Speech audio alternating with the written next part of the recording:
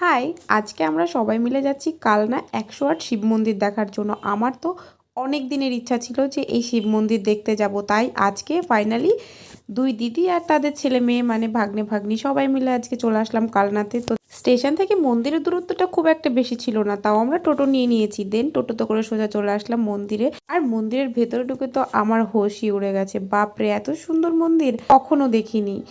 মন্দিরটা সুন্দর করে ঘুরে নিলাম, আমার তো খুবই ভালো লেগেছে। দেন এই মন্দিরটার সামনেও আর একটা মন্দির ছিল, সেই মন্দিরটা গেছিলাম বাট ভিডিও করা হয়নি, নেক্সট টাইম তোমাদের দেখাবো গেলে। দেন মন্দির থেকে বেরিয়ে আমরা একটু পাপড়ি চাট খেয়ে নিলাম, পাপড়ি চাটটা কিন্তু দারুণ ছিল। তারপরে আমরা চলে গেলাম একটা মলে।